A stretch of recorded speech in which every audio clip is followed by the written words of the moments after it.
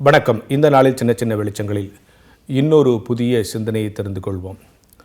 இன்றைக்கி ஒரு தகவலை தெரிஞ்சுக்கணும்னா மிக எளிமையாக போய் கூகுள் பண்ணி பாரு அப்படின்னு சொல்கிறாங்க. கூகுள் இட் அப்படிங்கிறது ஒரு வினை சொல்லாக டிக்ஷனரியில் சேர்க்குற அளவுக்கு அந்த சொல் இன்றைக்கி பிரபலமாக இருக்கிறது. எனவே எந்த ஒரு விஷயத்தையும் தேடி போய் நம்ம கஷ்டப்பட தேவையில்லை. வீட்டில் உட்காந்துக்கிட்டே நம் வீட்டிற்கே வரவழைக்கக்கூடிய வசதிகளை விஞ்ஞானம் வழங்கிவிட்டது. நான் இப்போ இந்த சின்ன சின்ன வெளிச்சம் பேசும்போதெல்லாம் இந்த புத்தகத்தில் இப்படி சொல்லியிருக்கேன், அந்த புத்தகத்தில் இப்படி இருக்குன்னு சொல்லுவேன்.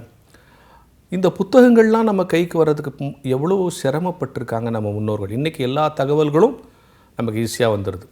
அந்த காலத்தில் பனை ஓலையில் தான் எழுதுனாங்க. நீங்கள் கேள்விப்பட்டிருப்பீங்களா? பனை ஓலைகளை சீவி அதில் எழுத்தாணியில் எழுதுனாங்கன்றது தான் நம்முடைய எழுத்தின் வரலாற்றின் துவக்கம் இல்லையா?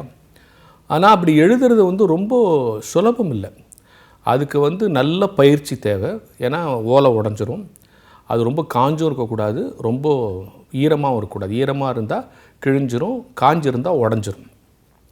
அதில் எழுத்தாணியை வச்சு எழுதணுன்னா அதுக்கு ஒரு தனி வலு தேவை. ஏன்னா அவ்வளோ அது கரடு முரடாக இருக்கும் இல்லையா? அது எழுத்தாணியை வச்சு எழுதுறது. ஒரு பனை ஓலையில் ஒரு 4 வரி, மிஞ்சி போனால் 5-6 வரி தான் எழுத முடியும். அதுக்கு மேலே எழுத முடியாது.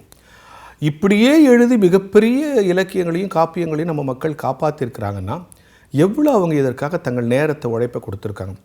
இது மாதிரி பல படிகள்லேருந்து இப்போ நம்ம ஜெராக்ஸ் எடுத்துகிறோம். இப்போ ஒன்றுனா போய் இதை ஒரு ஜெராக்ஸ் எடுத்துருவா பண்ணிடுறோம். ஆனால் அந்த காலத்தில் ஜெராக்ஸ்லாம் கிடையாது இல்லையா? அப்போது ஒன்றை படி எடுக்கணும்னா அதுக்குன்னே படி எடுத்து கொடுக்குற எழுதி கொடுக்குறவங்கன்னே இருப்பாங்களா. அவங்க வசிக்கிற தெருவுக்கு எழுத்துக்கார தெருவுனே பேராம். இதெல்லாம் பெரிய சம்பவம் இல்லை. அப்படி படி எடுத்து கொடுக்குறவங்க படி எடுத்து முடித்த உடனே கீழே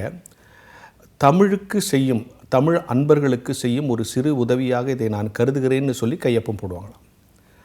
ஸோ இந்த மாதிரியெல்லாம் நம்முடைய முன்னோர்கள் தியாகம் செய்ததனுடைய விளைவு தான் இன்றைக்கி நம்ம கையில் எல்லா இலக்கியங்களும் புத்தக வடிவிலும் அச்சு வடிவிலும் கணிப்பொறி வடிவிலும் வந்திருக்கிறது.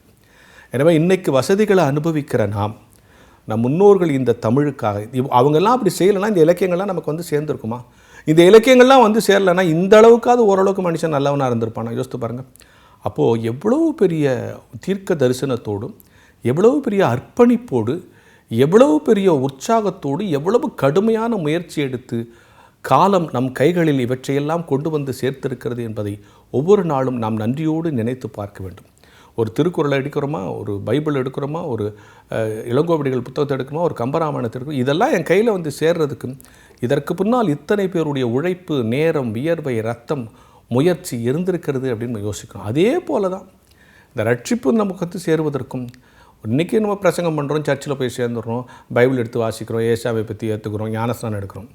இந்த ரட்சிப்பு நமக்கு சேருவதற்கு எத்தனை முன்னோர்கள், எத்தனை மிஷினரிமார்கள் பாடுபட்டாங்கங்கிறதை நினைக்கணும். எனவே இன்றைக்கு நான் அனுபவிக்கிற உலகியல் ஆசீர்வாதங்களும் இறையியல் ஆசீர்வாதங்கள் இந்த இரண்டிற்கு பின்னாலேயும் என் முன்னோர்களின், என் மிஷினர்களின் பங்களிப்பு இருக்கிறது என்கிற ஞான வெளிச்சத்தோடு இந்த நாளை தொடங்குவோம்.